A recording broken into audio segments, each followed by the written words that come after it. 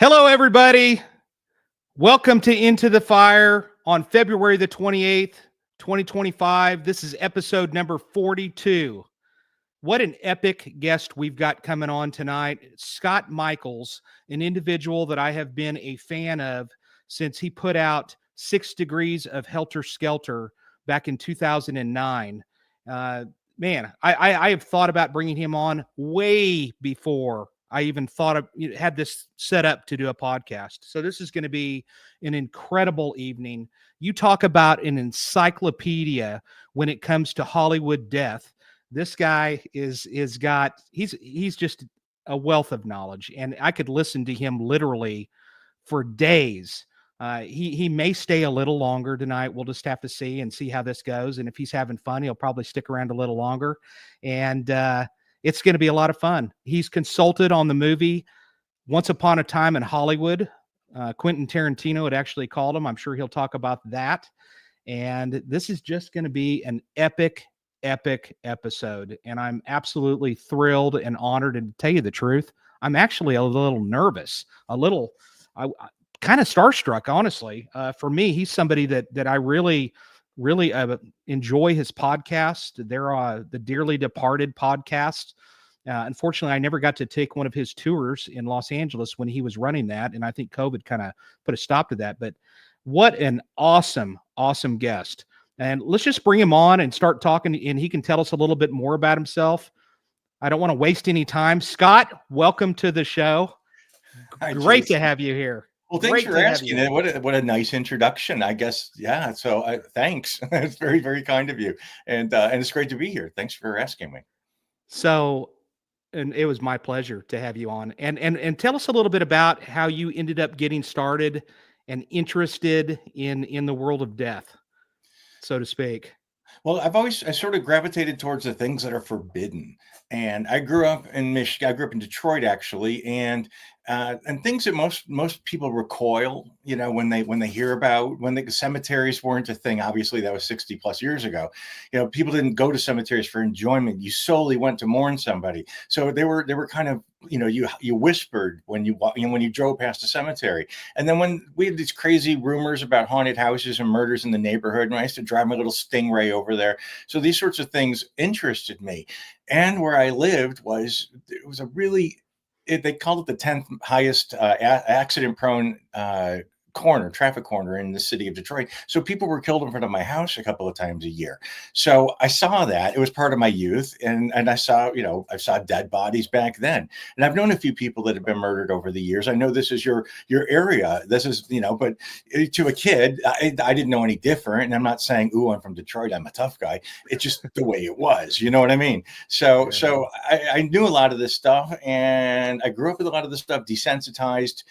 And long story short, I came to Hollywood with some friends on a dare. We went to Forest Lawn, and I got within 6 feet of some of my favorite stars. And then I went to where, some of them died. And then I was like, this is perfect. This is exactly what I like. And amazingly enough, I got to make a career out of it. So celebrities, and how they die. It's a bit of a niche, but here I am. Yeah. And how did that start out with I know you started out on another tour company, isn't that right? And then That's right. Yeah. The original Dark Side of Hollywood tour was called Graveline Tours. We used old renovated Cadillac hearses that we air conditioned and put 7 seats in, and the old suicide doors, and people climbed in, and we showed them, 70 different locations where deaths and scandals happened. And that was back in the day when people knew who, people like, oh my gosh, I can't think of some of the people there, Alan Ladd and people like that were on that tour, but that was in the 80s. So people, that wasn't that long ago then. Now we've had to modify it. After Graveline shut down, a very long story short, I started Dearly Departed Tours in 2004. So that was my own company. I borrowed from Graveline. I still have a lot of respect for that. My old boss, Greg Smith, and his original concept, but that was gone. So I started my own, and I've always collected odd sorts of artifacts, Hollywood types of artifacts. When the earthquake in 1994, a lot of houses lost their walls and chimneys. So I was snatching up bricks from people's houses, and so I had this huge collection of bricks, and then I started collecting doors from houses and hotels where terrible things happened. happened. And I ended up opening up the dearly departed museum. And the biggest thing we collected, obviously, well, you probably know this, maybe your listeners don't, but we own the Jane Mansfield's the car that Jane Mansfield was killed in 1967. So it's, you know, an 18 by 8-foot piece of twisted, rusted junk, and but history happened there, so we own that. And that was all on display in the museum, and so we shut down, and now everything's in storage, and hopefully we'll be reopening again soon. Hopefully, Yeah, Scott, did you see that you saw Jane Mansfield on that photo that just popped up? Did you? I did, yeah. So was that actually taken inside of the car? No, Car? no. Okay, no. Okay. Jane was only in this car for about 2 hours. Right. It belonged to the owner of the restaurant that she was performing in. So I'm not sure which car there are several of her cars that exist. I'm not sure about all the others, but this is the only one that we own is where history happened. Yeah.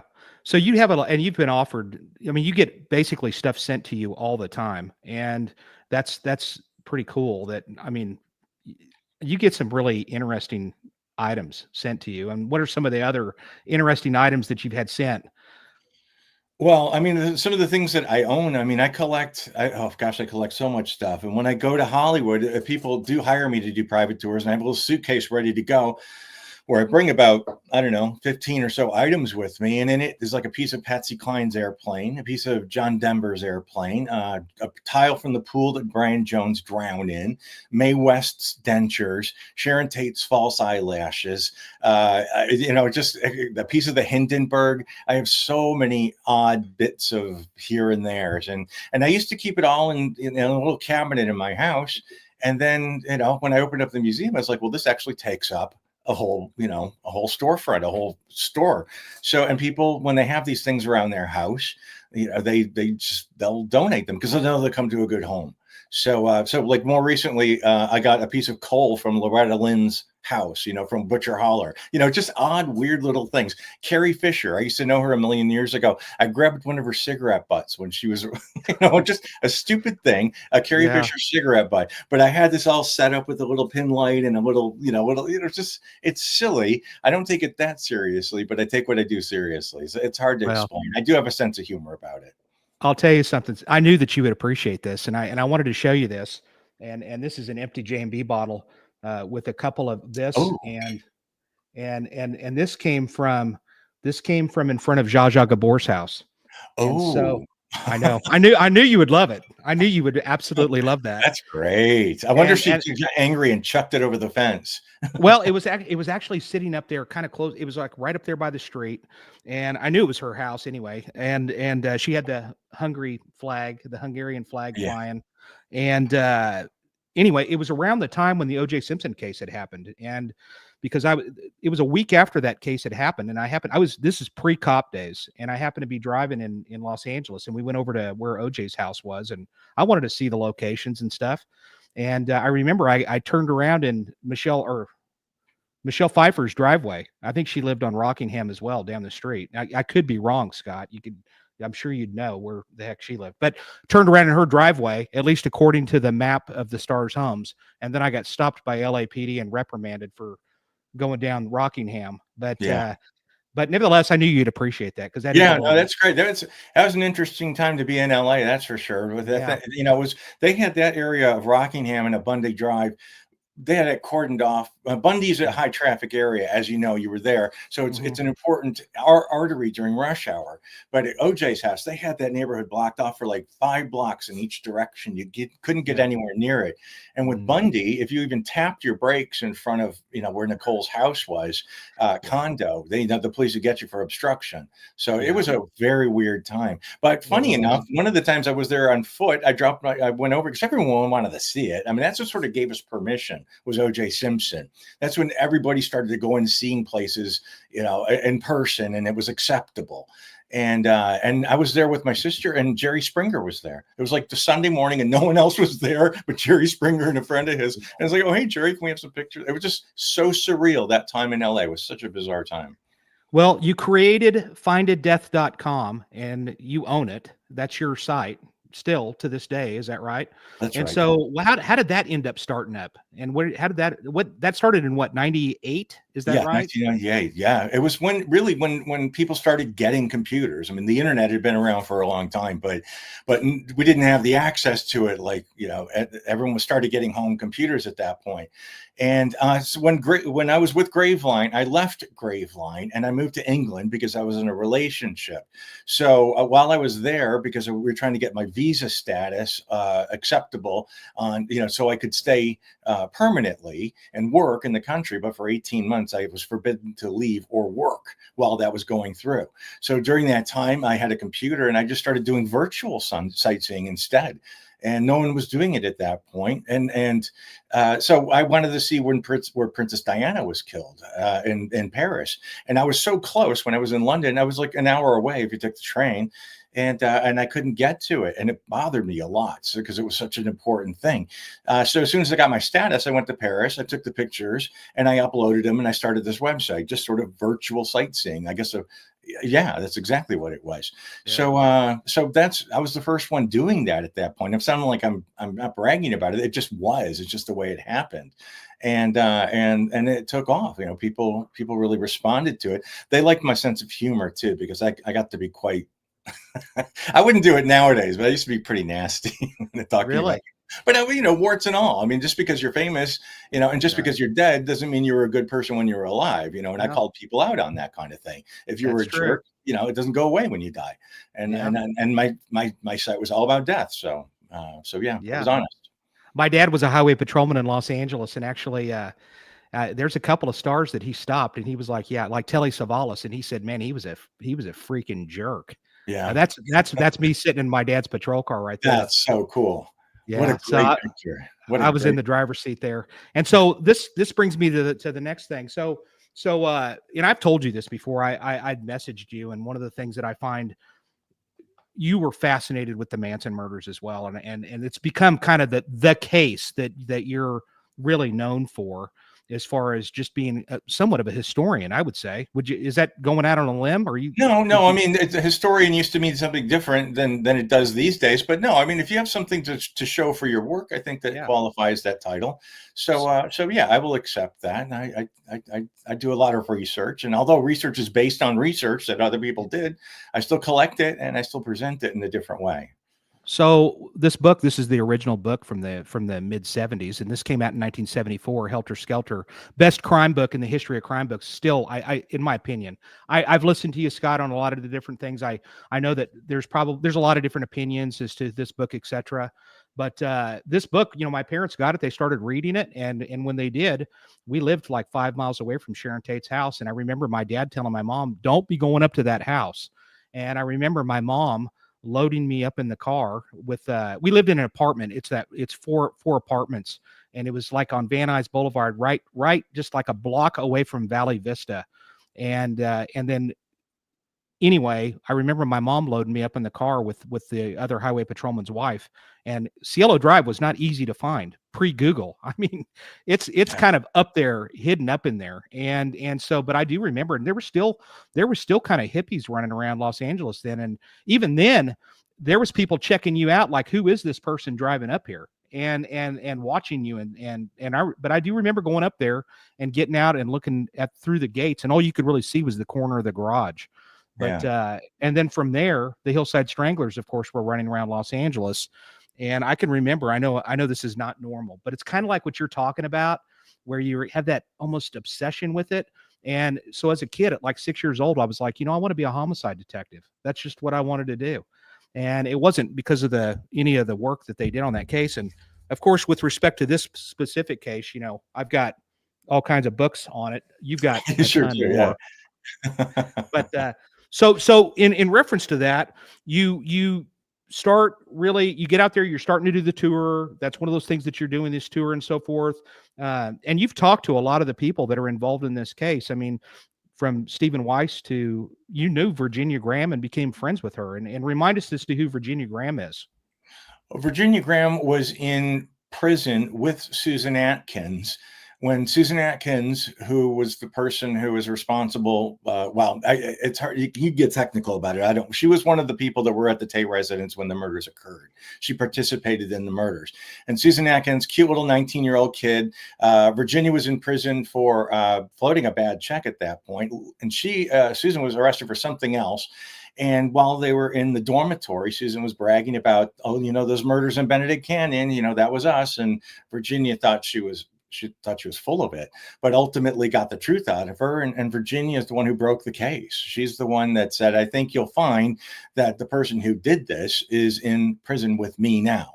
And so she was responsible for really uncovering, for breaking the case. They would eventually got to it, but there was it's like a ridiculous amount of errors that were made during the investigation.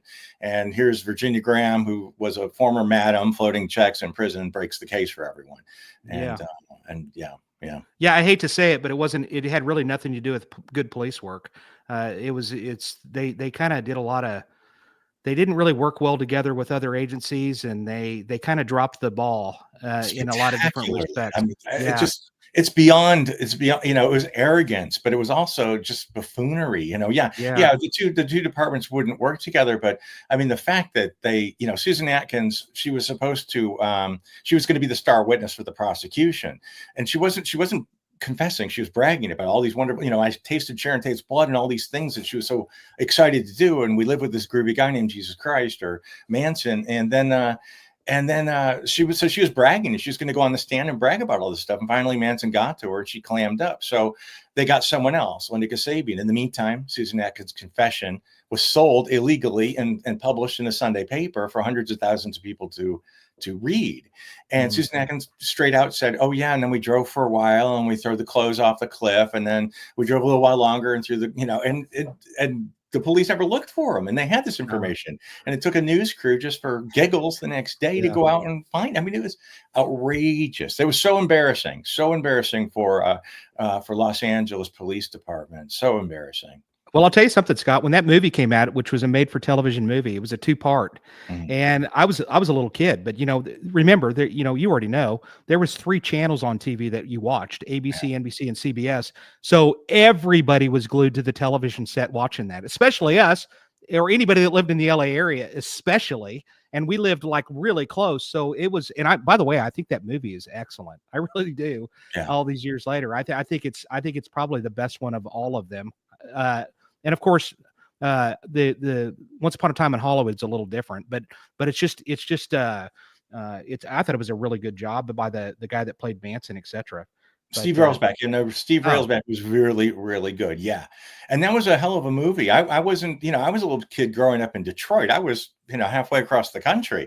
And I remember that movie coming out. And then I remember around that time that the death penalty was overturned. And all those people that were convicted of murder, that were going to be killed through capital punishment, the death penalty was overturned. Now they were eligible for parole. And I remember being Manson at the end of that movie remember when the watch stopped and he's looking right at Bugliosi, and it's like, I thought Manson was going to come crawling up the side of my house and into my windows, because that happened. That did happen in Los Angeles. They literally crawled in people's windows while they were in bed and murdered people. So it was a scary time. And yes, we were spoon-fed the news, not spoon-fed like now, but back then we were given just snippets of news a couple of times a day, and that left a lot of time for people's imaginations to run rampant. And as you know, I mean, paranoia was high. It was a hot summer. Everyone had to lock their doors and windows. Nobody had air conditioning, and and you're scared someone's going to come crawling up in your windows. I mean, that is terrifying to a child. So yeah, it did a number. I think that's probably the main thing, is it just scared the hell out of everybody. Yeah, I'll tell you what it did. As I was growing up, I remember my mom, I'd sneak peeks in that book and stuff, and I'd see that, the cardboard cutouts of the people in the book. And then I grew up and I'd read it, and then I did a book report on it. And I'm sure my teachers were like, hey, wait, what's this kid writing a book report on this? But my parents, they knew I was reading it. And then, so from there, I can remember when I ended up making it to college, and I went into a store called Kinko's. And well, actually, I went in there to blow up some pictures. I wanted to blow them up for a presentation I was going to do. And they were like, oh, no, you can't do that. You got to have a copyright release. And so I said, well, what's that? And they said, well, you have to call the author or the publisher. So I called the publisher, and they were like, heck no. And so I knew that he had a law office in Los Angeles, and I left a message, and I couldn't believe it. But he ended up calling me, and I talked to Vincent Bugliosi Wow. for, well, yeah, you've talked to him, his voice is very, very unusual. So the moment you hear his voice, it's very distinct. Yeah. And the moment he was on the phone, I remember going, oh my gosh, I can't believe you're calling me. And he goes, oh, hey, I'm nobody special. And so I said, well, I can assure you this isn't for me to make any money on this. I just wanted to blow up these pictures. He goes, I don't care if you make money. Good for you. And the problem is that I wanted to talk about the Manson murders, and he wanted to talk more so about Outraged, which was the book that he wrote about the O.J. Simpson case. And Right. but very, very nice man, and for him to spend the time with me, 20 minutes, and I've still never forgotten it. My biggest regret, I'll tell you, is I wish that I could have called him and told him, hey, by the way, I made it to become a homicide detective, and in large part it's because of you writing that book. And I didn't get the chance because he had died, what, I think it's like 5 or 6 years ago, isn't it? Yeah. Yeah. Kind of Yeah. close to that. Yeah. Although, it's But funny about the case, though, because my friend Craig Harvey, who is the chief of special investigations for the LA County coroner, he retired just a few years ago, but he was like the coroner. He was the guy for Los Angeles, and again, Tate LaBianca. That's what got him into forensic science, and I just think it's really fascinating how that has affected people. It really yeah, has. yeah. It's fascinating. So it's a really respectable place to go, because it's also really easy to think, if you were a hippie back then, how easily it would have been to jump in with that crew. You know what I mean? Because it all started very nice and lovely and peace, and Man, so I've asked myself, I mean, hey, if I'd have been around and that was going on, and that was kind of the mentality of everybody, would I have been hanging out over there? I mean, yeah, just chilling out and whatever. And I'm sure that, you look at a lot of these kids that were involved in this, Tex Watson, he may still even hold the state record of some track event or something like that. But a lot of those, like Leslie Van Houten, she was a decent student, right? yeah, yeah. Yeah. And also, people that were hooked up with them, that Angela Lansbury's daughter, Jean Martin's daughter, they were all they all hung out with the Manson family for a short period of time. So it was really easy because there were a lot of communes. There were a lot, and it was a desirable for that period of time existence, just kind of staying away from the man and have babies and grow vegetables and walk around naked and do drugs and make love. And it's pretty appealing if that's all you have to do. It just turned as far as these particular group was, but it's a fascinating existence. It was the 60s. So let's talk about 6 Degrees of Helter Skelter, which, by the way, in my opinion, I think it's the best documentary out there in reference to this case. And I'm not just saying that because you're on here. I absolutely think it's awesome. And the amount of work that you put into that, and just going to the different scenes, I think, what is it, 30 locations, and just the history of it, and the way you guys put it together all the way from beginning to end. Ladies and gentlemen, if you go to my, you can catch it on YouTube for free. I know you can also buy it on Amazon, and you preferred go buy it, but you can watch it on YouTube, and it's excellent. Tell me how that got started. That's a huge thing to tackle, is it not? Well, it's funny because Mike Dorsey, who is a filmmaker, who is now he's quite, he's very successful filmmaker, but back then he just got out of film school, and his mother and he took my tour back when it was still on Gold Star events, and it was like $10 tickets or something like that. And the mom says to Mike, maybe you should think of hooking up with this guy, maybe doing something with him. You need a project, and he sounds pretty knowledgeable about stuff. So Mike and I started talking, and another guy by the name of Lloyd Adams, the three of us got together and we started doing this tour. And it took like a year for us to do this documentary. We were doing it in our spare time, weekend here, a day here, kind of stuff. So it was all very, by the seat of our pants kind of a production.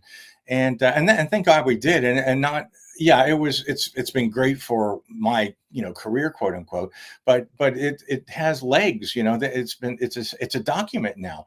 Some of those locations are gone permanently, and we were able to document them. So we, Yeah. instead of going, how could they have done this? Why did they do this? What was it like? And now this is where they did it, and this is what they did. So it was a geographic tour of the Tate LaBianca murder. So yeah, it was. I'm proud of it. I really am. I'd kind of like to go back in and tweak it if we could, but because there are some things that I would like to. That my opinions have changed over the year since that's come out. But I'm very proud of it. I think it was. I think it's an excellent historic document. Yeah, I do. There's part of me, I wish that the Tate house had never been tore down. And I fear that the LaBianca house at some point will be. Ladies, hey, Amanda, throw up that ad for that on the LaBianca house. So that thing sold for 1.7 million not too long ago. Well, maybe a year and a half, 2 years ago, which is probably a screaming deal or I guess 1.8 million. That's a screaming deal. I got a proposition for you, Scott. I'm telling you right now, I've been watching this house. I'm watching it to one day, and I know that the owners that currently live there, they're not necessarily friendly to the idea of people wanting to stare at that house and take pictures, etc. I would love to rent that house for like one night, or at least just go there. And I want to take you with me, because here's what I want to do. I show the pictures of the writings on the walls, Amanda, the death to pigs, etc. Yeah, there you go. What I want to do, Scott, is I want to go there. And if that thing ever turns into an Airbnb, I'm renting it for one night. And the reason why, I want to luminol it. And, yeah. I mean, how cool would that be as an experiment, just to see if that would luminesce over 50 years later? I wonder. I wonder how many coats of paint are on that thing. But yeah, and I wonder, does it come through like several coats of paint? I'm just curious. Yeah, it could. I know that they've luminoled like attics where like massive things have happened, and we're talking decades and decades and decades. I think it would be a fascinating experiment. Not only that, do you know that? Have you met them, the current owners? No. Or rather, have you been into that house? Have you been No, inside never. Zach Bagans owned it last, and he promised he'd get me in there, and he didn't. So I have a chip on my shoulder. But it was so close. But no, I've never been in it. I've always wanted to. Of course, I've always wanted to. I mean, if there's one place I could preserve, I guess, in Los Angeles, would be that one. And someone always, I wouldn't want to live in it. I don't want to live in a murder scene, no way. But I would probably, I'd love to have it and save it. It's just, but I'm with living you in something like that doesn't interest me at all. But I don't know what which made me just think about something I'd seen in the news recently, where the new owners of the Marilyn Monroe house were wanting to tear it down, and I was like, what? That's just crazy. Why would you even buy that property to tear it down? It just makes me sick. But so as far as the case itself goes, and when you were doing that 6 degrees of Helter Skelter, I mean, that had to be something to go out to the Barker Ranch. And I know that you'd said in there that you would never go back out there again. Why was that? I mean, is it just because it's so treacherous getting out there? Well, yeah, you're psyched up by this whole thing while you're going out there, and it is in Death Valley. The first time I went out there was with a friend, and we were just in my little Jeep Wrangler, and thankfully we were. So it took us. It's only 180 miles, I think, from Los Angeles, but it's 6 hours to get there, and 20 miles of that is serious off road. You're an hour from any phone signal when you get out there, and when you get out there, the ranch was still there. There was no electricity or water, but there was a refrigerator there, and people would, to keep food away from like the rats and stuff like that, and the animals, they would, and there was like food in the refrigerator, and the beds were made, and this is in the middle of the desert, so people were there, although we didn't see them. And a lot of people in the desert, you look around and everything's got bullet holes in it, because why not? It's the desert. And so it's just hard, you just don't know what's out there, and if something happens to you, you're 20 miles off road from anything or anyone. So yeah, it's really disconcerting, especially when you think about what happened out there and who those people were and the conversations that were had out there. So yeah, the first time I went there was in my Jeep. I didn't want to go back, but when the filmmakers wanted to do that with me, I said they wanted to go back out there. I'm like, I really don't want to.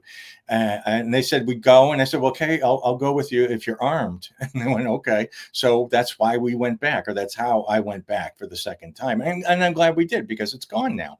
So we were able to document it. Manson's last breath as a free man was in that house and in that little cabin out in the desert. And so it was something being out there.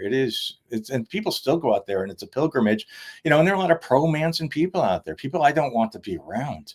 And Right. and so you don't know. I've met a lot of really odd people doing this. Yeah, I'm sure you have. Yeah, for Yeah. sure, no doubt.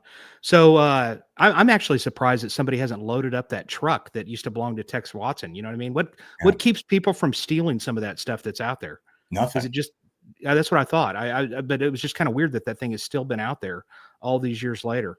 And yeah, I don't know. I'd still like to see it. There's just something about it. I always kind of wanted to go out there. I know my wife would be like, heck no, but it would just be interesting to just see it.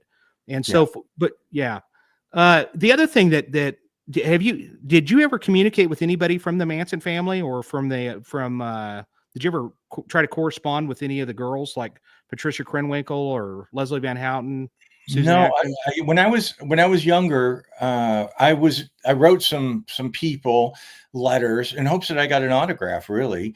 And one of the first book after I read Helter Skelter was "Will You Die for Me?" It's Tex Watson's book, and it was the first time I'd really heard a first person's account of what happened on Cielo Drive on that night. So I wrote Tex a letter, and it was a sincere letter, but it's such an interesting book. It really is. And not secretly, but I'd hope for a response from him, because people weren't writing serial killers back then. It wasn't a thing back then. But I was sending a lot of people. I sent Grandma Walton a fan letter. You know what I mean? I sent Lauren Bacall a fan letter. So this was something I didn't write as a fan. I wrote and I said I read your book, and I hope and sincerely that you turned the page and you rehabilitated and you're taking responsibility. So I was honest about it. And I got a response from him. But as far as the others, no, I never took it any further than Tex, and probably because they didn't write anything. Leslie or Pat didn't write anything. And Manson, people often ask me if I, ever wrote Manson. Like, I have no desire to talk to Manson. I never did. There's nothing I could possibly learn from him. The girls, I'd love to talk to them, but they'll never want to talk to me about what I want to talk about. So it's sort of pointless. But yeah, so Tex is who I reached out to, but no, otherwise, no. What are your thoughts about Leslie getting out? Well, if her name wasn't Leslie Van Houten and everyone knew her because of Charles Manson, she would have been out a long time ago. Yeah, you're absolutely right. I do believe that she was remorseful. I do believe she was in the wrong place at the wrong time, and she didn't technically cause anyone's death. So she didn't know that. She's not a scientist. She couldn't know.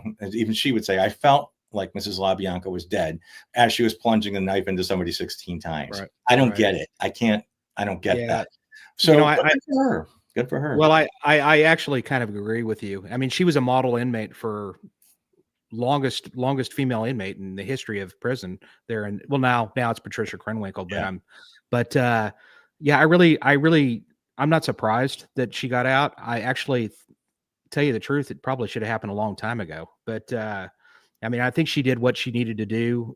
She has at least one master's degree, if not two, and I wish her the best of luck, I guess. And hopefully I don't think she's a threat to society at this point. No, but, I think nowadays when they use that term, it's not they themselves that are the threat. It's their psycho fans. Yeah. It's like the Menendez boys. If they want to release them, they may not be a threat to society, but their kooky fans are. So, who knows, reality television, or, they have influence. So, there's the people automatically assume, Leslie, a 78-year-old lady, is going to run around with a knife. Well, that's not going to happen. But her psycho 20-year-old fans are. I wouldn't be surprised. Actually, the only other one that I could see actually getting out is Bobby Beausoleil. It probably will never happen. But I think that the reason why he's probably still in is just because of the notoriety of this case, for sure. But he did kill somebody out of them all. He did.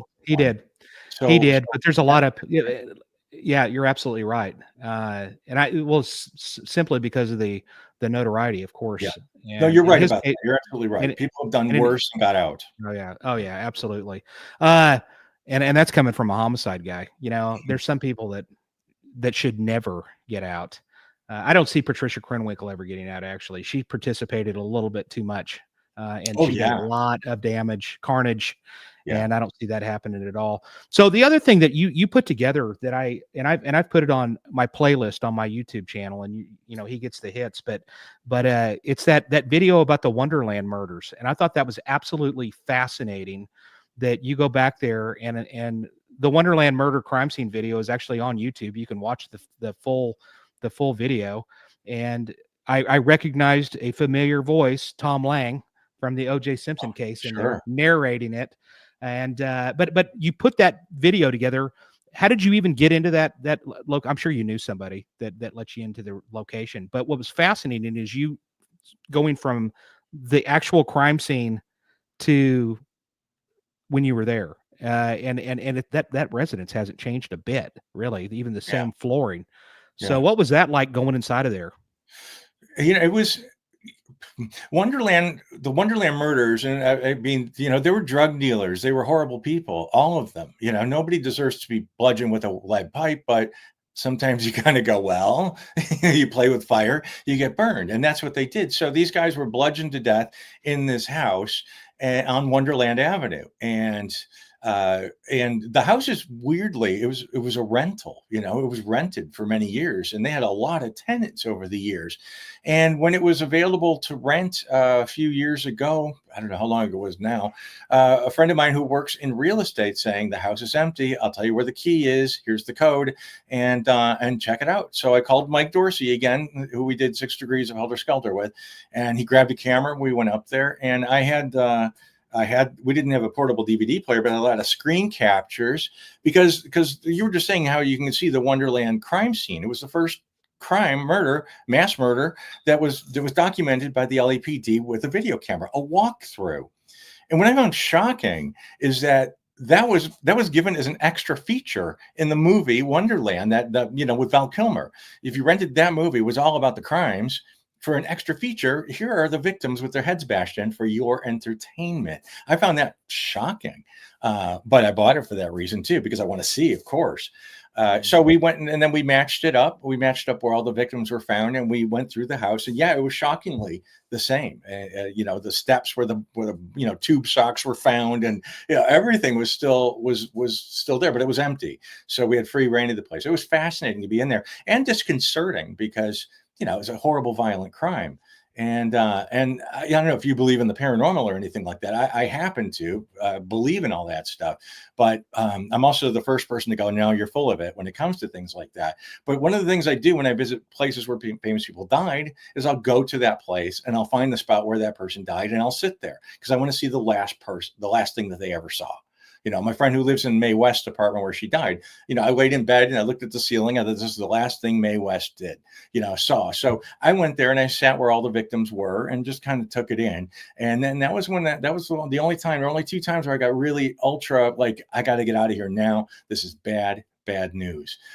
So there are bad vibes. Of course, these locations, I think, echo off of the horrible things that happened in them. And it certainly struck me at that time. I'm not easy to shake when it comes to things like that, but it was something I felt like I needed to get out now. Yeah, so that's not a place that you're spending the night at. No, no. Was there any other kind of places like that you were just like, heck no, I'm not. There's a spooky vibe to it.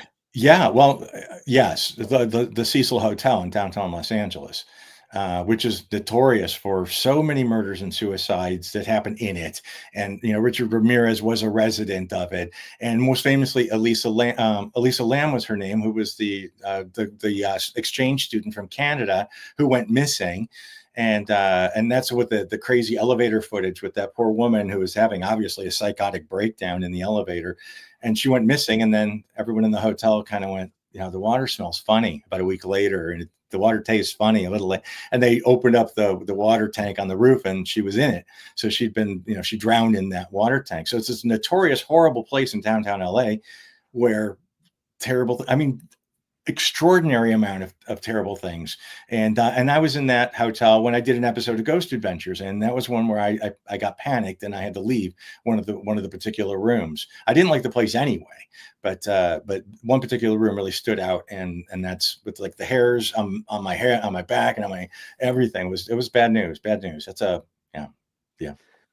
Now, the house that the murder happened, that Bobby Bussolio killed, remind me of the name. Gary of the Hinman.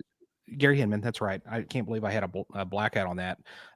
Did that house survive the fires in LA? Yes. It's kind of oh, it did. Okay. Yeah. Was there any other massive, major locations that ended up getting destroyed that, of all your major cases that you've even shown people? No, the closest it came to was the Thelma Todd garage, where Thelma Todd, the actress, mysteriously died of carbon monoxide poisoning, most likely murdered by her boyfriend, the gangster, and so it came close to that, but no, it didn't. They hit a lot of significant locations, architecturally and otherwise, and it destroyed a lot of memorabilia and art and costumes and props and amazing artifacts. But as far as the true crime stuff, the stuff I went to, no, it didn't really touch on anything like that. And then I'm grateful, sad to go, this is okay, that's not, I don't mean it like that. But it doesn't affect my life in that regard. But that sounds really callous, but I think you know what I mean. Yeah. You have a Cielo Drive sign behind you, and that's a legitimate Cielo Drive sign. Is that correct? How'd you end up getting that?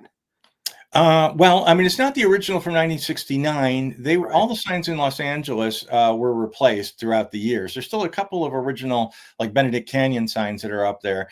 But and then this is the weirdest thing. Honestly, I was driving up Cielo Drive, and I'm not even joking. Somebody the night before, a car hit the street sign, and the sign, unattached to anything, was laying on the side of the road.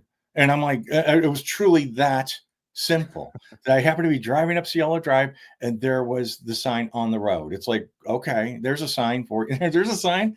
Yeah, there's the sign for sure.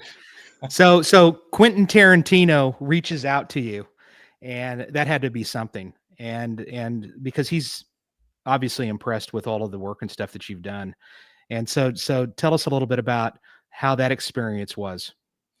Well, yeah, it was wonderful. I mean, I got to the office one day and I was given the message that Quentin Tarantino wants to talk to you. And I'm like, okay. Because there was buzz that he was going to be doing a movie about the Manson murders for about a year and a half before the movie came out. There was all this talk. And I thought, there's no way. There's just no way. He's not going to touch on something like that or do a movie about that. But I returned the call and they said, Quentin saw your documentary and wants to meet you. So his office was over on Sunset, and I went there, and I figured I was going to meet a panel of people, and he might be in the room. And I did meet that panel of people, but then they said, you want to go meet QT? And I'm like, sure. So they introduced me, went into his office, and they shut the door and left us alone. And my documentary was on his desk. And he said, I love this. This is exactly, I love this. And I was like, that was a huge compliment. So, and we got on well because he's a nerd and he loves nerdy things like I do with this. It's such this case is so weird, and he loves all the weird details, and that's why he came to me. So and then I took him and his team out location scouting when they were still looking for a place to use for Rick Dalton's house. We walked up Cielo Drive to see if that was going to be possible, and then my friends who own the house that Jay Sebring lived in when he was murdered, and Quentin ended up using that house, but it didn't make it into the final cut. It'll be in some sort of director's cut that'll be released at some point. And then, and then they put Jay Sebring's salon back where Jay Sebring's salon was, which is amazing because that was on my tour. And all of a sudden we were transported back to 1969. So he's a total nerd, and we hit it off. And at the end of the meeting, he says, what I really want to do is bring 1969 back to Los Angeles. And I had my jacket on. I said, I got to show you this. And I pulled up my arm, and this is my 1969 tattoo. And he goes, you are the guy. And I'm like, that was so cool. So it was just that nerdy and just that fun because we were like throwing weird stuff out at each other, just weird facts. And it was great. Well, I mean, one of the weird facts actually, and I remember watching you talk about this, where the music, the sheet music, was from Paul Revere and the Raiders on the piano in the living room of the Tate House. Isn't that right? Oh no, it wasn't. No, I'm sorry. It's the Mamas and the Papas, Straight Shooter. Right. Isn't that the sheet music? I'm Yeah. sorry. Yeah. No, The no. resident, the resident that used to live in that house was somebody from Paul Revere and the Raiders, Right. and the furniture was the same furniture because the furniture just came with the house when they rented it.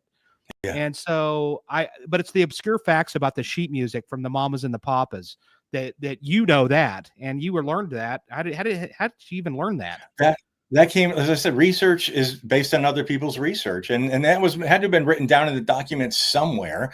Maybe in the crime scene photographs, but that I got that fact from Ed Sanders' book, the family, and it was on the piano was Straight Shooter, and underneath that was Pomp and Circumstance. Now, when talking about the piano that was in the room where the murders occurred, they rented the house fully furnished. Sharon and Roman did, and before that was Terry Melcher and Mark Lindsay from Paul Revere and the Raiders. And I met Mark Lindsay, and this is several years before Quentin Tarantino. And Mark Lindsay said, "Oh yeah, Terry and I, we wrote Good Times, or I forget the name of that song, but we wrote 2 songs, and on that piano." I'm like, "You're kidding." That piano that was in the room when the murders occurred, that those horrible things happened, witnessed. And I told Tarantino, he was like, he lit up, and those songs ended up in the movie, as did the sheet music. And so it was neat because I was able to participate, but I can't take full credit for that because I got that information from someone else. So a lot of the information is from me, like Mark Lindsay. I got that from Mark directly. That wasn't published anywhere. So there were things, that I was able to provide specifically, but also I collect. Yeah, you collect a lot. And that's what I find fascinating. Just those little pieces that you kind of bring, even though it was mentioned in that book. By the way, that book is actually really interesting to read. And what are your thoughts? Do you think that Charles Manson, wasn't there another book that he actually basically somebody wrote it like for him, and he talks about going up to the house and planning that he saw the scene and it was like too much. And then he ended up planning some evidence. What are your thoughts on that? You think that's even possible? I think it's Manson in His Own Words is what it was called. That's right. That's right. I've read it. Yeah. Which wasn't because it was written by somebody else. It's like the Bible, it's like the Bible according to who, Matthew or Mark or Luke, So it's sort of like in that regard, kind of an ironic comparison. But as far as Manson going back up to the crime scene after the murders and rearranging things, I don't subscribe to that at all because Manson wasn't a brave person. Manson, was not one to put his neck out. He always made other people do stuff, and for the danger aspect of it. That night, it was a quiet night, 12:30 in the morning. People heard the screams. People called the police. Dogs were barking. People heard the gunshots. So it's not like it happened in the middle of the night and no one heard it. A lot of people heard it. There were calls to the police. Someone went out in their car and were trying to help whoever these people were that were screaming. So I don't think Manson had the nerve to go out there to that crime scene because he didn't know what he was going to find. So I don't subscribe to that one bit. Now, some people will try to explain away, well, then how did Sharon Tate's blood get on the outside on the front porch? And I said, well, the LAPD screwed up a lot on this case. The officer who smudged, the fingerprint that Tex Watson left behind on the speaker on the intercom thing, so I think they just misidentified some of the blood. But if what were to happen really happened, that means that Sharon Tate died on the floor by the sofa. They picked Sharon Tate up without dragging her, took her outside, dead weight, literally dead weight. But that's, what that's like. I mean, that's a heavy piece of it's you can't move a dead body easily. And then you would have had to pick her up and put her back where she originally died without smearing anything. So it makes no sense. I understand how they would say, well, then how did that happen? So I couldn't tell you. I wasn't there, but I don't believe that happened. I don't think Manson had the nerve. Yeah. Any idea where Stephen Parent's car went? No, that's an interesting. I wondered about that too, but no, the family probably just wanted to get rid of it, and I don't know how to trace VIN numbers. I think the DMV might do that, and maybe it still exists somewhere. I don't know, but they have to have the VIN number somewhere. I'm sure that's in one of the reports. So that'd be interesting, but I don't have access to that sort of research. So but that'd be interesting. Yeah, and I don't know if you even know the answer to this or not, but I am curious. there's a mother load of these crime scene photos that actually hit the internet. I remember when they did. I actually bought them off of eBay. It was back in the '90s, if I'm not mistaken. And you'd buy them, and they were they were like glossy photos of the crime scene and stuff. And they leaked out somehow. I'm sure that I don't know how that happened, but is there probably a lot more crime scene photos that are available on this case, or is what is out there is exists on this case, if you know? Oh, I do. There are stacks of photographs and stacks of evidence that are still in the district attorney's office downtown in Los Angeles. I mean, all that stuff is still there. The weapons and the clothes and everything is still in storage boxes downtown in LA. Now, there's a website that I highly recommend. You've probably seen it. It's called cielodrive.com. And the Yeah. gentleman who owns that website got all these pictures. I don't know how. I know the guy. He's a really nice guy. But he has all of those photographs, and he's not constantly, but quite often, posting evidence photographs, of things that were in the certain crime scene areas, and he posts reports and audio interviews and things like that. So it's an amazingly factual, fascinating evidence site. And every once in a while he'll post something. God, there he goes. I don't know. He must have his whole stack that he just gives out little by little. But yeah, it's fascinating. So yeah, there's a lot that we haven't seen. I have no doubt. Yeah, I was actually also really impressed at your friend that he was as candid and open about having you come down to the medical examiner's office and so forth. And I remember in the '70s, we actually moved back up to Northern California, but we made a trip down to Southern California. And I remember you show a picture of that woman's hospital, and that's that right across the street from that. You know where I'm talking, where the medical examiner's office used to Yeah, be.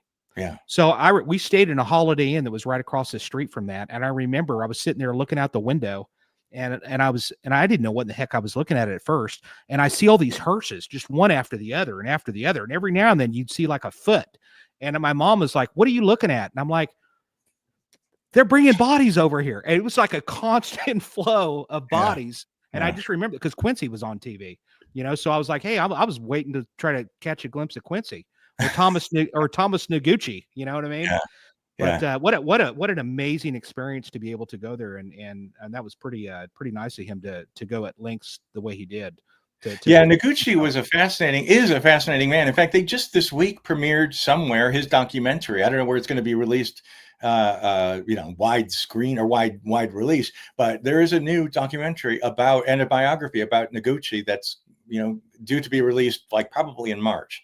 So I'm excited about that. I got to meet him once, and it was a real treat to meet him because you're shaking his hand and you're thinking this is the guy who autopsied Marilyn Monroe and Bobby Kennedy and Natalie Yeah, Wood and Sharon Tate, and you know what I mean. It's like these yeah, hands have history in them, yeah, literally, I guess. But he was such a nice guy, and I did ask Craig Harvey about. I asked. He gave me all the autopsy reports one day. He used to before he retired, he would give me documents. It's all public record. It wasn't like he was doing it on the right, slide.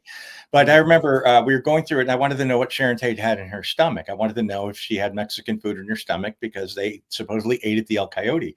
And Craig, just weirdly enough, happened to be Dr. Noguchi was in the building at the time, and he was able to take Sharon's autopsy report and said, "Dr. Noguchi, can you look at this? What did you mean when you wrote this?" And it was just like a surreal time, just a really amazing moment. But Yeah. it was an honor to meet him. I really have a lot of respect for Noguchi. Yeah, and you've met a ton of people, a ton of stars, et cetera, just from living in Los Angeles and so forth. And is there any other case that just really grabs you like this case? Another case that you would want to do like a documentary on it, or something that it just needs to be really explored? It's hard to, I don't know. It'd have to be something really odd. Like the Black Dahlia, it's like, I'm not interested in the Black Dahlia because it's been done. And Mhm. if you want to know anything about the Black Dahlia, go send, and you'll find everything you could possibly want to know in about a half a second. And I like finding new things. I enjoyed when I do because I'm only doing YouTube anymore, and I will find odd bits of true crime that will be you won't believe this. Here's the story about this kind of a thing, and I quite like doing stuff with the people that aren't well known. It's hard. It's hard to find something that hasn't been done. and over and over and over and over again. But the La Bianca thing is an exception because it has been done. But I always find it interesting. That's my go-to story. I always go to that story. If somebody tells me, I am 60 or 50 years old, I go, well, you're 50 years old. That means you were 10 years old at this, when the murders happened, and everything is sort of, it makes me think of that time. It's such a weird thing. So it strikes me emotionally, and that's why I'm interested in it. And I guess I haven't found another one that strikes me emotionally like that. Do you have any artifacts from the Menendez case or from the OJ case? No, I mean, I have OJ crime scene tape. I do have that. And but no, not really. No, not about that. I wrote Eric Menendez a note in prison when they were going to their second trial. I did write them, I was honest about it because they were trying to raise money. And I said, well, I'll give you $50, but I want their autographs, Eric and Lyle's autographs. And I got this really curt letter back saying Eric and Lyle are not for sale. And that's better than any autograph to me. Yeah. So that's great. So here and there I'll collect certain things, but I don't have anything from them. I'd love to go in that house. That'd be really interesting. Well, who lives there? I mean, do you know who lives there? Not anymore. I don't. So whoever bought it, it's been closed up for probably a year now, and it's being completely renovated. There's a fence up in front of it. So a lot of people think it's because of that Ryan Murphy show, but no, it's just new owners and they're gutting the place. Amazingly not tearing it down. It seems like every other house in Beverly Hills is being torn down. Yeah. I'm surprised that one isn't. Now, did they film that documentary inside of that house? Because Ryan Murphy TV show? No. Yeah. No, they found another house that looked a lot like it, but no, that was not filmed there. No. And if I'm not mistaken, wasn't there some other famous residents that lived in that house previous to the Menendez? Yeah, Nicole Brown Simpson had her baby shower in the Menendez house. How weird is that? Probably in the murder room. It's just because it was, Kris Jenner, it has the Kardashian, there's like a trail there that has to do with the Kardashians and Nicole Simpson, who was, part of that whole, and then Elton John lived there for a while. That's right. That's right. I remember that. That's the only one I'll say for sure. I want to say a couple. I know that like the Eurythmics had dinner in that house and stuff like that, but because he was a representative for our RCA Records. But so there were several famous people that lived in that house. Yeah, and you've even been in the house where Marvin Gaye was killed. Yeah. Right? Yeah. You had a party, just a random party, right? You're like, yeah, no, it was I don't know what it was, an architecture party or something like that. It was really weird. And a friend of mine, he goes, "You want to go to Marvin Gaye's house?" Are you kidding me? Yeah, right. Nobody had YouTube channels or anything like that. Then I had a crappy cell phone that took crappy pictures. But yeah, I ended up in the room where Marvin was killed, and I took video of that inside of the house and walking down the stairs the way his father would have that day that he murdered him. So yeah, that was weird. Things like that happened a lot though. When people go, "Hey, here's a thing. You interested in this?" And I got some great invites that way. Yeah, there was a couple of houses that I actually kind of found when I was in Palm Springs, and one of them was Liberace's, which is cool. I mean, with the Statue of Liberty in the yard, but Leonardo DiCaprio's house. So of course, me and my wife were just kind of sitting there for a minute. Have you seen him Did you get to meet?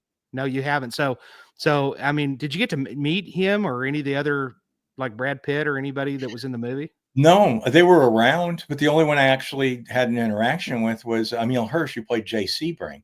I saw Margot Robbie there, but I didn't know who that was. I just knew it was the girl playing Sharon Tate, and I said hello, but no. Otherwise, I was at the shoots. I saw Brad Pitt and Leonardo DiCaprio quite a bit, but I was never. That was as a spectator. That was me watching what was going on. So no, I never got to meet them. And the Chateau, I just want to mention the correct my pronunciation, I'm Minoki, but it's the Chateau Marmont. Chateau Marmont. Yeah. Chateau Marmont. There you go. Have you been in there? I mean, that's a pretty historic place too with, didn't somebody died in there too? I can't remember which. Well, yeah, I mean, the hotel's been around forever, and so many, they used to say at the studios, because it's right on Sunset, but it's quite secluded in its way. It's sort of Gothic looking building, and the studios is to tell people, if you're going to get in trouble, if you're going to get up to no good, do it at the Marmont, because they could cover it up there. It was an enclosed area, so people would have trysts there, and people lived there for years. Keanu Reeves lived there for like 5 years, so and Sharon and Roman lived there for several months until they moved on to Cielo Drive. So, yeah, and Belushi, there are bungalows in the back, and That's Belushi right. died in bungalow number 3. And oddly enough, when I found out later on, when I did Anthony Bourdain's show, he stayed in that same area. He says to me, I stay in Belushi's bungalow. I go, you kidding me? And he goes, yeah. I said, I want to come and see it. And he's like, I can't. I don't have any time. But I've been in there since then a couple of times. Really? So, yeah. Wow. And it hasn't changed much, probably. And then, well, I mean, the shell's still there, but new furniture. Yeah. It happened in 1983, so they've renovated several times since then. But the walls and the toilets and everything are still in the same place. All right. Well, I want to talk a little bit briefly, so we don't miss this. Where you have a podcast, it's the Dearly Departed podcast, massively popular. You got just a motherload of, ladies and gentlemen. If you're wanting to check out a podcast, he's got stuff on there from how do you go to that little cave from Spawn Ranch, and he'll show you the way to where you're not breaking the law and the easy way to get there. From that to talking about Bewitched and the Munsters to I'm literally, I was just like, wow, this is great. I'm learning all kinds of stuff about so many different things. How many episodes do you have of that? Geez, I could not tell you. I don't know. I've never figured that out. But it's interesting because some of our like we've done podcasts about Sunset Boulevard that last longer than the film, but it has to do, with all the people involved in their stories and what happened to them and the locations. And, we just do deep dives into that. And what I'm most active now on is YouTube. And that's where we did the walk to the cave. I took a camera and we parked and I showed where people could walk and go down to the cave where the Manson family took that famous photograph. And I did the Marvin Gaye, I put that up there where you see Marvin Gaye's house, the inside of the house, and that path his father would have walked. So I'd like to sort of reconstruct history, I guess. I want to walk in their footprints. And so it's mostly, the podcast is mostly things you didn't know about things you thought you knew everything about. And the YouTube stuff, I do into all that too, because like Anissa Jones was something I just finished, who was the little girl from Family Affair, who was the first little child star to overdose back in 1976, and sort of started the genre of teen actors that kind of went down the wrong path. So and some of these locations, a lot of them are still there. So to me, it's finding information that a lot of people didn't know, and all right, and I love that. What's the future? I mean, are you wanting to reopen this museum and do that in Palm Springs, or is that what you're kind of shooting towards? Or well, I hope so. I mean, we've been here, gosh, almost 5 years it was actually 5 years ago last week that we shut down our tour company, and came out here with the hopes of doing that out here because there's a Hollywood history out here. We looked at Nashville, we looked at Dallas, we looked at New Orleans, we looked in a lot of different locations. And we just decided on Palm Springs because it's close to LA, but it has a Hollywood connection. So if we took Jayne Mansfield's car to Nashville, who's going to know in Nashville who Jayne Mansfield was? But in Palm Springs, she has a history. So that's why we chose it. So hopefully, it'll open up here at some point. And we just need to find that mystery lottery ticket that everyone's looking for. Yeah, I'm looking forward to that. And do you do public speaking? Like keynote speaking or anything like that? Is that something in your wheelhouse? I just want to make sure that people are aware of it if you do it. And you do that? Yeah, I do. I mean, I do it. I thought about, trying to get something like that together to go to like retirement homes, because they're the people that are interested in these sorts of things. And they're of that age, 55 and plus communities. I've done that. Whittier Library hires me every year to do a discussion, and I bring along my trunk full of weird little artifacts, and I really enjoy doing those things. I think they're a lot of fun, and do the Q&As with people, and I get challenged, and it's fun. I really do enjoy doing that stuff. And so I do. You've got a ton of artifacts. I mean, even including Charlie Chaplin's suitcase, right? Yeah. God, a piece of the floor that Bobby Kennedy. I'm looking at Rock Hudson's bedpost. I have Zsa Zsa Gabor's father's walking cane here. I mean, there's just everywhere around here is just stuff. So I need to get this out of my house. And that's what's cool, is that some of this stuff that people just send to you and say, hey, do you want this? Like Karen Carpenter's sink and stuff like that. And so you have unpackaging things on some of your podcasts too, which is absolutely fun. It's like Christmas, to see what It these is. items are going to It look is. like. And even if it's It's just a funny. newspaper article, that's cool. It's still cool. It's history. They have, and you're right. People do. There was, before I left LA, this guy called me and he says, he sent me an email and he says, I have something you might be interested in. I have the sink that Lucille Ball had in Lucille Ball's house where she used to dye her hair in. She had a hairdressing salon in her house on Roxbury Drive, with the little dip in it that you put your head in and the person would do your hair. And he said, do you want it? I'm like, yeah. So he knew somebody who did the renovations back when Lucy died and they gutted the house. And he took it because he says like, I was going to make a bird bath out of it or something. And that never happened. So he said, if you want to come over and get it. And so I went and got it. And he goes, oh, you can have this too. And it's like Lucy's gas station credit card. I'm like, this is so cool. That's cool. I love that kind of stuff because it's normal everyday stuff. I mean, autographs. Yeah.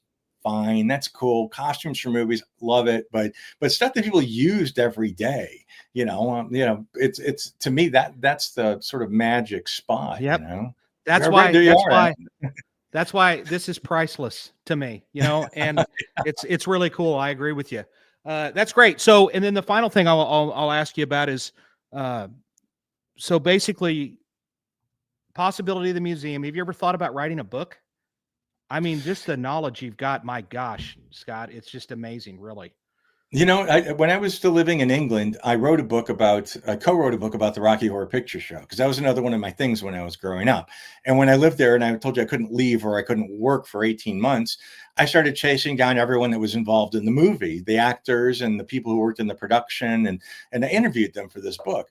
And, the book got published and that was wonderful. But it's going to sound, I do better in a month on YouTube than I have, working on that entire book for a year, which sounds like I'm making a ton of money. I'm not, believe me, there wasn't a lot of money either way, but it's just a lot of work. And I figure, well, my videos are my work. I'm not very, I prefer the fun. I prefer talking, I prefer narration, and I prefer showing people things. That's why I love doing sightseeing in Hollywood. Actually showing stuff was great. That was the magic of it. And being able to pull up in front of Janis Joplin's hotel room and actually from the street being able to see inside the room where Janis Joplin died in 1970. And then while we were there, I would play Janis singing, and it's like there's the wham pow moment. That was magic, because you can't, this is history, and this is, you're listening to it and now you're seeing it. And that's what I do on YouTube now. I love that. So that is my job, and I quite enjoy doing it. I really do. I love to have the museum. Absolutely love to have the museum. Yeah. So if you want to schedule a tour with Scott, you can reach out to him. He's on Instagram, and you could also reach him on YouTube, I'm sure. And Dearly Departed Tours. You'll find a Facebook group. There's also Dearly Departed Tours on Facebook, my own page on Facebook, but there's also a group on Facebook called Death Hags, and there's about 26,000 members in there, and we always just bantering back and forth about, well, obviously the hot topic today is Gene Hackman, but about all the true crime documentaries and celebrities and where they're buried. And it's an interesting group of people, and that's on Facebook too. I'm on Instagram, of course, and Twitter and all of that business too. But you can reach me on my dearlydepartedtours.com website. You can reach out to me through there. I also sell artifacts. I sell pieces of glass from the Jane Mansfield car, from the windshield. I have a piece of the house from Cielo Drive, the fireplace where the murders occurred. And I went up there when the house was being demolished, and I got them myself. Well, there you are. The stone came from Cielo Drive. So this is real history. I will market them. I have to, because it's the way I pay my bills, and I'm not being disrespectful of it. It's just giving people access to these sorts of things. I think that's kind of cool. And when they run out, they run out. I had at one point, I was selling pieces of John Denver's airplane, and I still have the original larger piece that I have on display, and I won't do it anymore because it's gone. So, people, it's not like I can produce the stuff. I have it, I'll share it.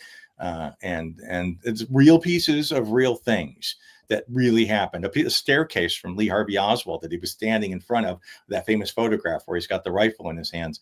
I was there in Dallas, and I got a chunk of the staircase. So, it's cool to make these things available to people, and it's cool to actually be there to touch these things. It's a it's a tactile thing. This is history.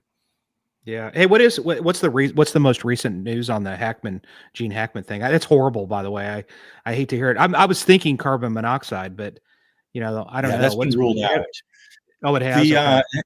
Yeah, he was found on the porch of the house. It sounds like it's like a shack. It's a really big house. I mean, it's not like he was living in the middle of the woods. It's a very nice, large house, Yeah. And he was found in the what they call the mud porch, and then his wife was found in the bathroom on the floor.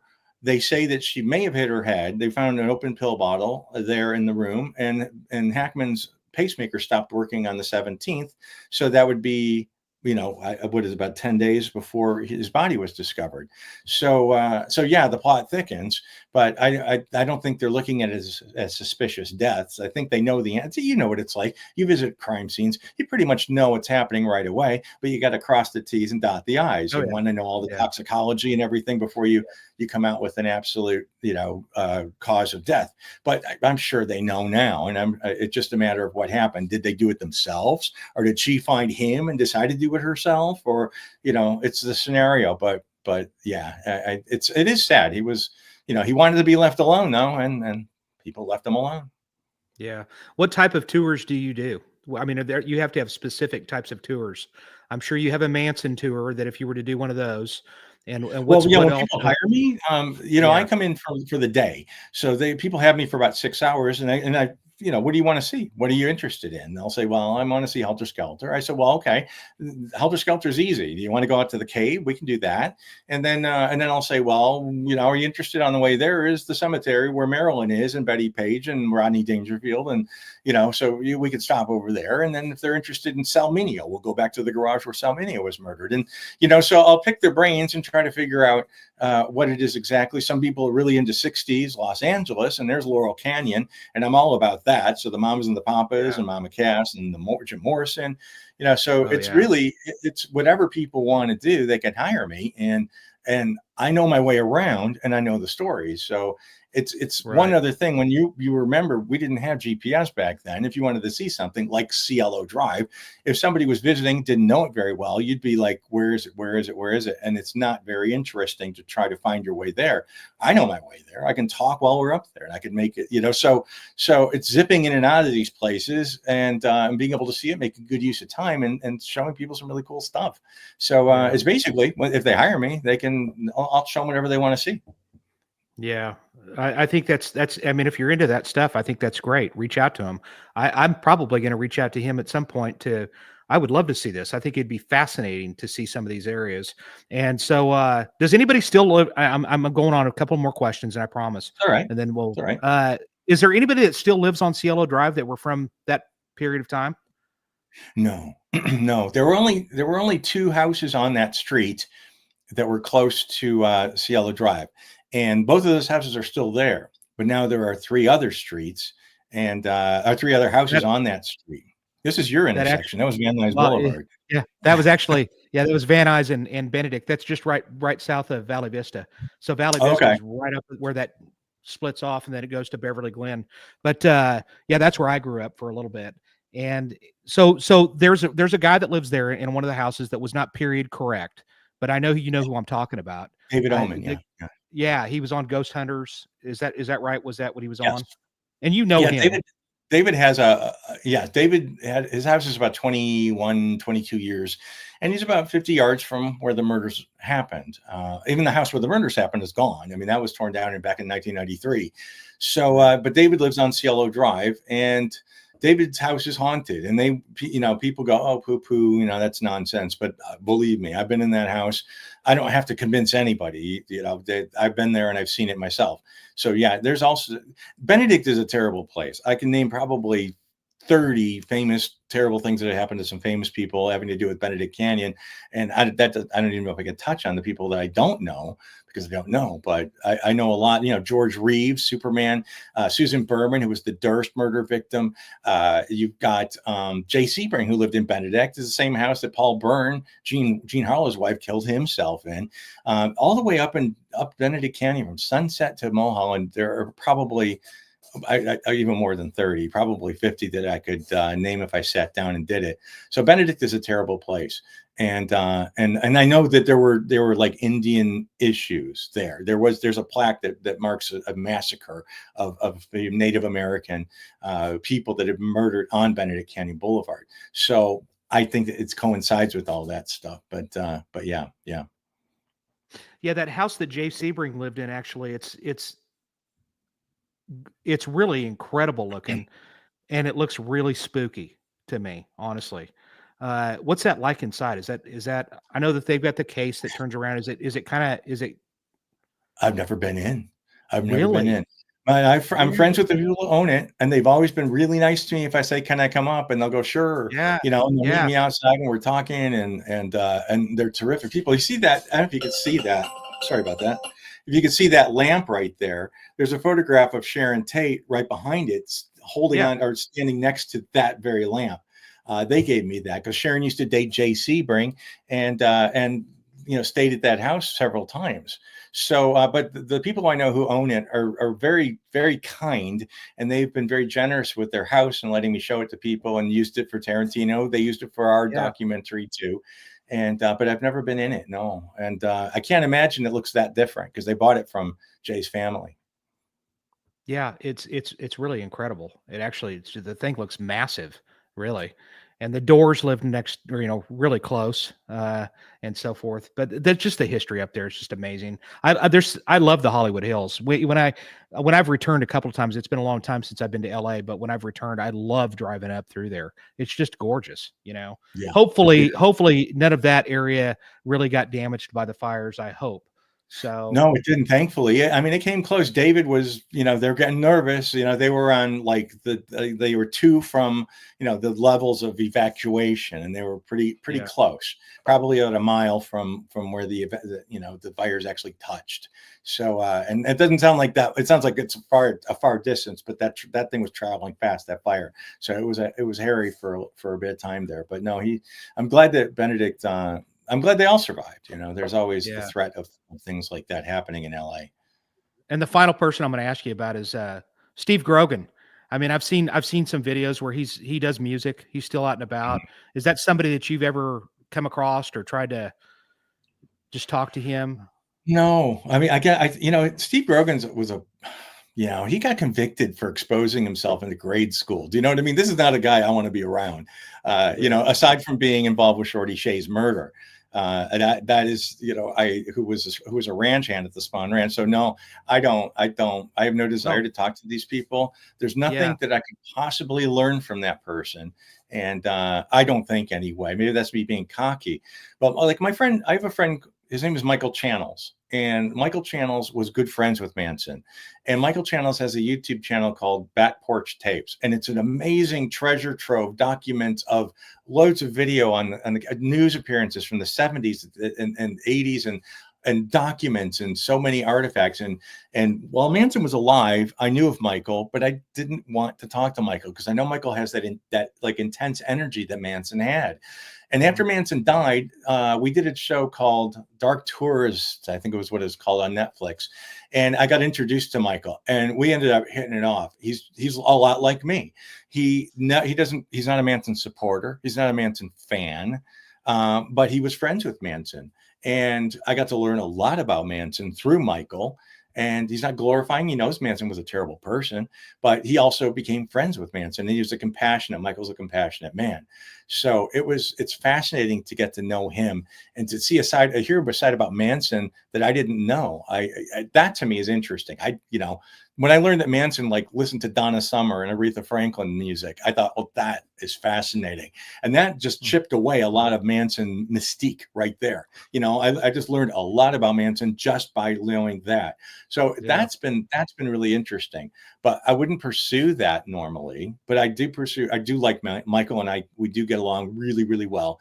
And he's an historian as much as I am. And he's fascinating. But in fact, when Manson was cremated, and they had a ceremony with some of his fans, and they were fans, sprinkled his ashes at this national park. And then, of course, Zach Baggins bankrolled the whole thing. And because he paid, Manson's grandson for the rights to film all of this stuff. And then they were out there and they're smearing his ashes into their faces. I mean, it's like, I saw it. It was weird. It was yeah. Awful. But Michael was like, this is my friend. All I wanted to do was try to get a hold of Manson's remains and put him somewhere quiet where he wouldn't be bothered, because he knew, Manson didn't want to become a tourist attraction. And so Michael and I went out there and I videotaped the whole thing, an interview with Michael. And it was fascinating to get to know more about that. Now that's I'm kind of contradicting what I said earlier about not wanting to know more about those people. I wouldn't have pursued it. But Michael is a really interesting guy. Now that I know him, I know his heart's in the right place. But if you were just to meet him, you'd be like, whoa, and that's sort of the way I was for a long time. So don't judge a book by its cover, I guess. Yeah, I'd seen a guy that, I mean, he looks just like Manson, and I think he's probably, to tell you the truth, he looks like he could be his son. And I know that that's speculate. He hadn't done the DNA or whatever. You know who I'm talking about, right? I mean, do. He looks like a spitting image of Manson. Oh, you're thinking of you're thinking of that guy that just died, and I forget his name. He said he was Manson's son. I can't think of the name off the top of my head, but yeah, he just died like less than a year ago.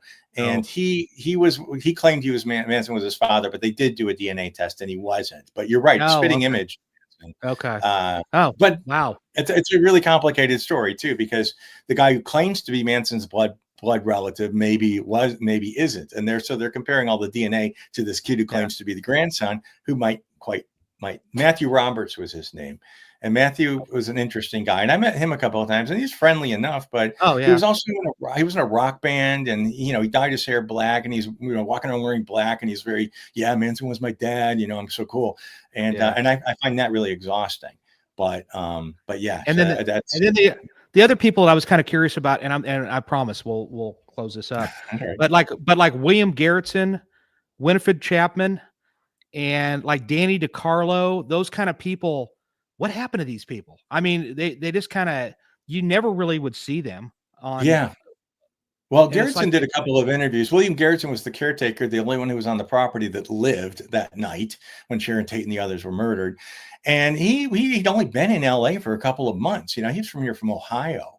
And he was hired by Rudolph Altobelli, who owned the house, and to stay in the guest house while Altobelli was in Europe, and Sharon and Roman were renting the main house. So Garretson kind of lost his mind, understandably so. I mean, he didn't know the murders happened only feet from the door of the guest house. And the police knocked down his door and are dragging him and shoving him Abigail Folger's sliced up face, saying, you did this. And, who is this on the lawn? And he's saying, I think it's Roman Polanski, the Polanski man. And it's Wojciech Frykowski, who'd been stabbed 51 times. And people are spitting on him, and he's arrested, and he's, calling him a murderer. So that kid, 18 years old, of course he lost his mind. He went back to Ohio, and I think it was a substance abuse issues. He died probably 5-6 years ago in Ohio. Winifred Chapman, the housekeeper, who discovered the bodies, she retired. She was not La Jolla, but she was way off the radar. She wanted nothing to do with anything. She was never interviewed, and she died a couple of years ago too. And I forget, you mentioned one other person. Oh, Danny DiCarlo. Yeah, he's around. I don't know where he is. No one's ever heard anything from him.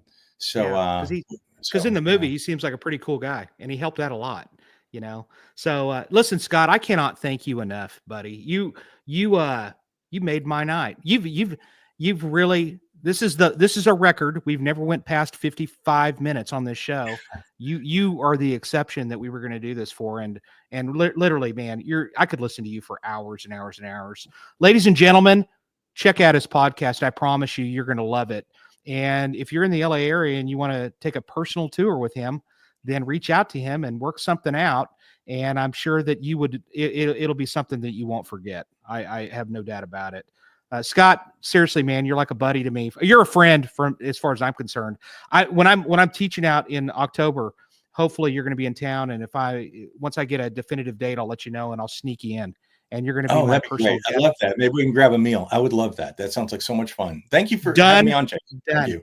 Oh, done. We'll definitely get something to eat, and and we'll share stories, etc. And if you come to Tulsa, I'll give you a personal tour around. So love it. Thank you all very much, ladies and gentlemen. I think we've taken Scott's time enough at this point. We are the #1 true crime show on KGRA Digital Broadcasting. I just learned that. #1. There's only 2 shows that are true crime. No, I'm just kidding. There's more than that, but we're #1. We're #1, and we are not going to be able to do that without you, the viewers. And you guys are just really loyal fans, and we appreciate it. Like and subscribe. Go to my Detective Jason White YouTube page. Go to the Detective Jason White YouTube page. Also, like and subscribe, please. I don't make anything, but maybe one day I would like to make a few cents somewhere down the line, and to try to join us there. Also, remember to go to the playlist on my YouTube page, and you can catch the 6 Degrees of Helter Skelter. You can catch that other video, the Wonderland murder crime scene video, and a couple of other things on there that are really cool. And thank you, Scott. Really. Thanks, Jason. Thank you so much for having me on. I sure appreciate it. All right. Ladies and gentlemen, I think we should go ahead and take off. Next week, we're going to have a guest that's going to talk about the Flock camera systems. She's coming to us from Boise, Idaho. Tune in next Friday, 7 p.m. Central, and we'll talk Flock cameras. Thanks again. Amanda, take us out.